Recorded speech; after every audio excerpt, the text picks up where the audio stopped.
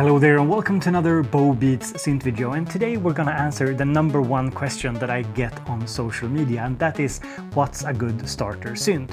What synth should I buy first? What's a good beginner synth? And in today's video I will try to give you a guide not only to which synth to buy, but also how to think about purchasing synths in general. Because it's very easy to buy the wrong synth, you get frustrated, you start blaming the gear, or even worse, you start blaming yourself for not being able to use the gear properly, and I want to help you make good decisions. So another good decision is signing up for today's sponsor, DistroKid. If you buy synths and you actually make some music with them and you want to release it to the world, use DistroKid to upload it to Spotify, iTunes and other stores, and you can use my link in the description for a discount and you support the channel in the process. If you are a true beginner, here is my first synth advice, the super beginner friendly beginner synth.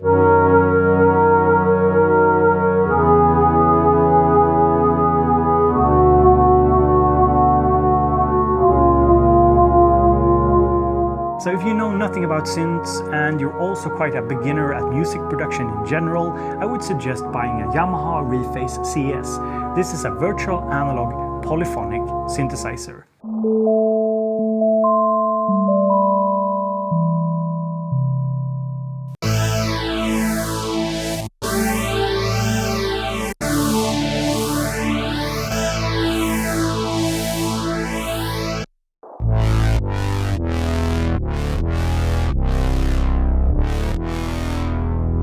Virtual analog means that the sound mimics that of analog synths, and poly means that you can play chords on it. So the price is around $300 to $400 depending on where you buy it, and sometimes you can find it even cheaper. And it's also not brand new, so there should be a lot of used ones out there available for sale, and given the robust build of this synth, I would actually not be scared of buying it second-hand. The number one reason why I recommend this synth to a super beginner is because of the interface. It's just incredibly easy to understand. Every function is in a straight line on the synth itself.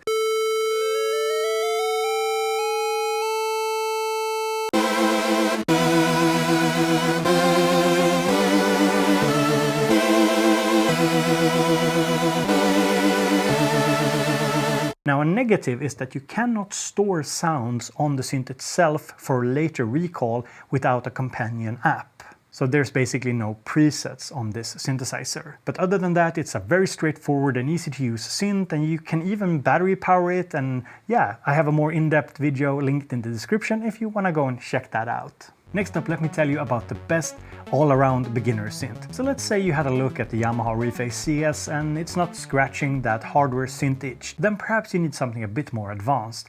Then I would point you to the Korg Minilogue XD.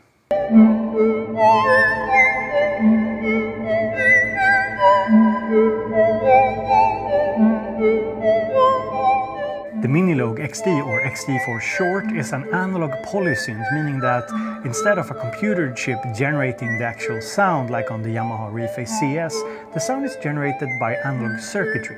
This means that it's a bit more expensive to produce, but also gives you a sound that has more character.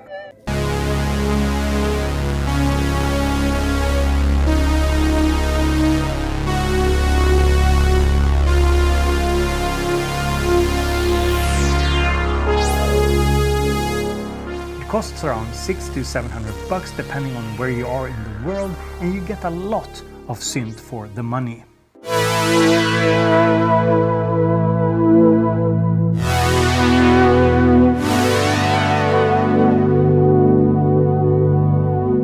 The main reason that the Minilogue XD is a great starter synth is not because it sounds amazing. Like, don't get me wrong, it does sound good, but there are better sounding synths out there. No, the main reason it's a great starter synth and a great synth for beginners is that it has a knob per function, meaning that in only a few rare situations you will actually need to access the menus. You can basically do everything using knobs and switches on the synth itself. And this is very important, especially if you are already making music using a DAW or want to build a hardware synth setup, because immediacy is king. The physical feel and inspiration you get out of hardware synths is the number one reason to get a hardware synth over software counterparts. It's not the sound itself, it's about the feel and inspiration of having a physical instrument.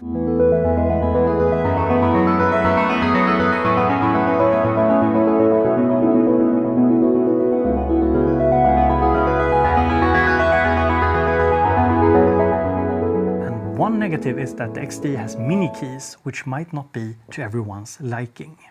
Now, let me explain 2 rules I employ when giving advice about beginner synths.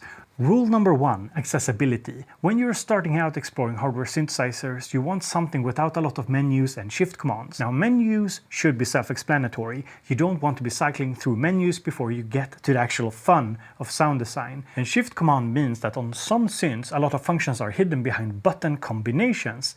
So holding down one button to access secondary commands. Rule number 2 is about versatility. A good beginner synth should be versatile and fill many different roles.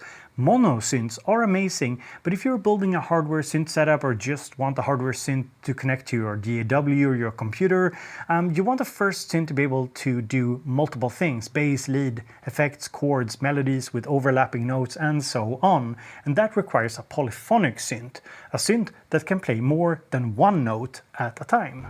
Next up, let's talk hands-on beginner synths with full-sized keys. So let's say that you like the idea of having knob per function, but you also want full-sized keys. So what should you get? Well, if money isn't an issue, I would actually recommend the Take 5 from Sequential, as it's a very good beginner synth.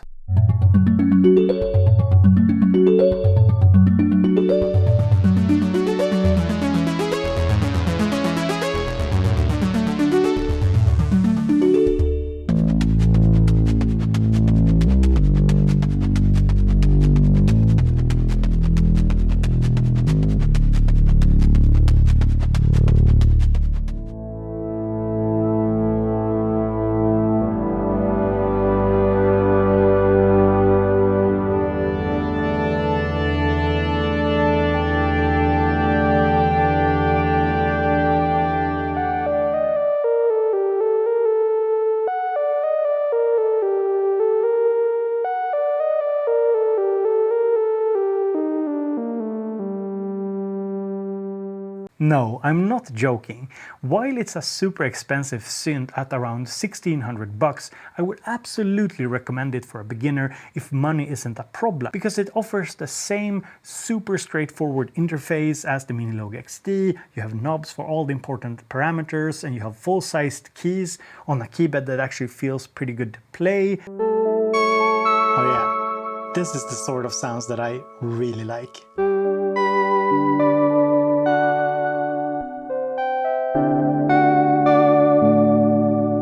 And it even sounds better than the Minilogue XD, which it really should do since it's double the money.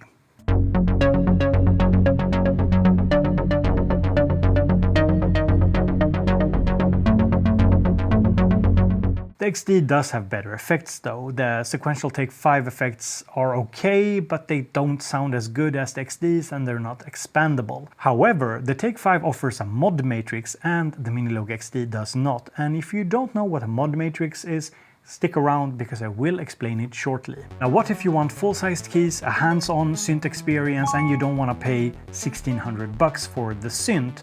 And you also have a bit of experience using soft synths on a computer? Well, then I would recommend the Modal Cobalt 8.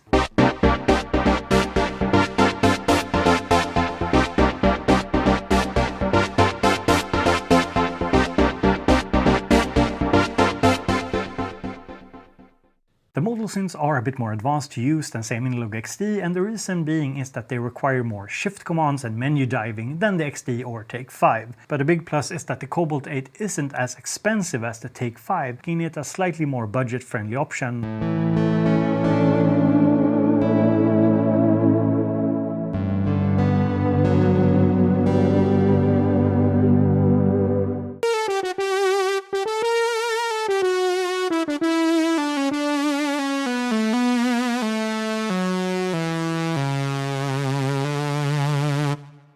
Now, the Cobalt 8 isn't an analog synth like the XD or Take 5, but instead it's a virtual analog synth, and it's one of the best sounding VA synths on the market today. A potential negative that I want to highlight here though is that while the synth itself is really well built and the keys feel really good, The knobs themselves are a bit of an acquired taste, shall we say.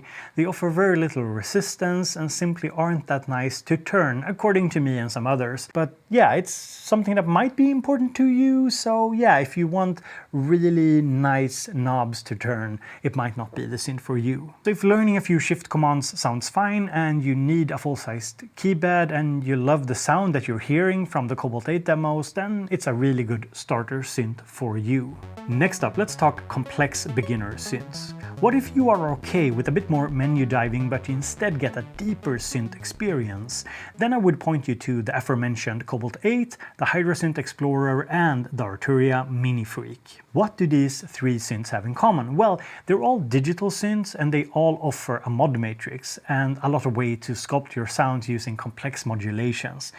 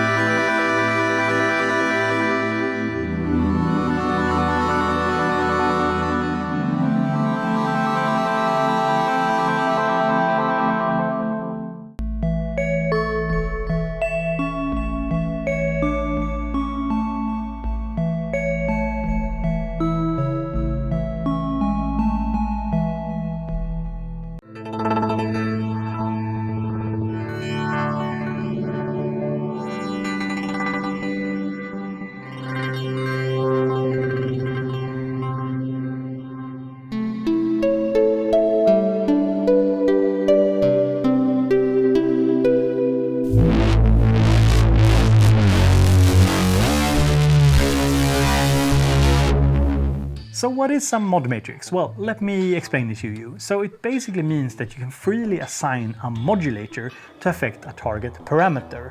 In other words, you can tell the synth to use a function, say an LFO, to modulate a parameter, say the filter, and you can set this up pretty freely.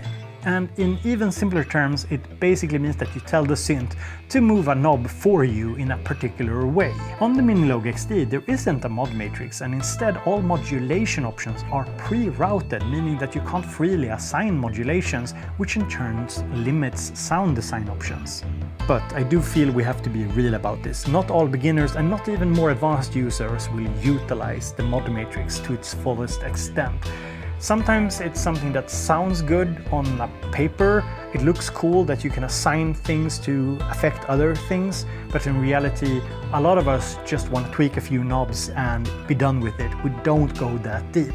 So you have to really think about if it's something that you will use or not. The main strength of the Minifreak is that you have a wide range of different oscillator types. Basically you have multiple synths in one synth.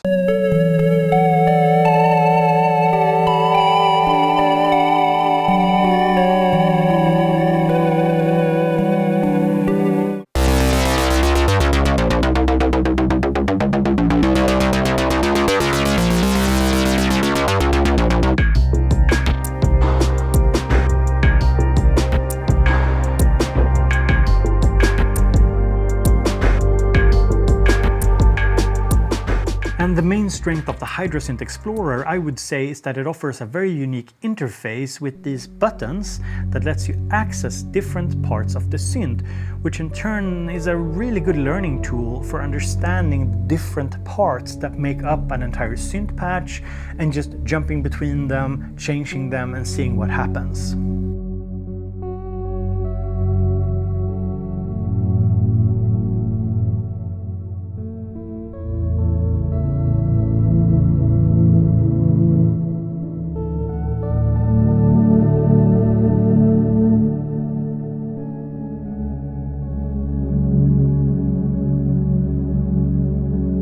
Now Now you might have noticed that there are no cheap mini synths mentioned so far in today's video, and before we talk about that and why cheap mini synths might be best avoided, let me talk a bit about why you shouldn't avoid today's sponsor, DistroKid. So DistroKid is a service that lets you upload your music to Spotify, iTunes and other relevant stores, and one reason to use them is the price. They're actually very affordable. Another reason is that once you're a subscriber, you can upload unlimited amounts of music to all the different stores. And they have also launched a super accessible, really easy to use instant mastering service. This new mastering service is called Mixea, and it has a super simple to use interface. Anybody can use it. You just drop your music into it and you get one free master download if you just want to test it out, and then you have to subscribe for $99 a year for unlimited amounts of mastered tracks. And it's really easy. Just drop the track in there, you make some adjustments to it, you can change the intensity, the volume of the track, and you can change the EQ from sort of brighter to warmer sounding. And I was actually pleasantly surprised about the results. It sounds pretty good actually. You can go and check out DistroKid, they are linked in the description, and if you use my link you get a discount and you also support the channel. So let's talk about the small elephant in the room, the mini synths, and why you should avoid them. So you might rightly be asking yourself, what about all these cheap mini synths that I see around, like the Korg Volcas, the Roland Compact, small mono synths like the Crate Audio East Beast, pocket operators and so on. Shouldn't I be looking at them as a first synth? A mini synth is a lot of fun, but they are generally not super versatile.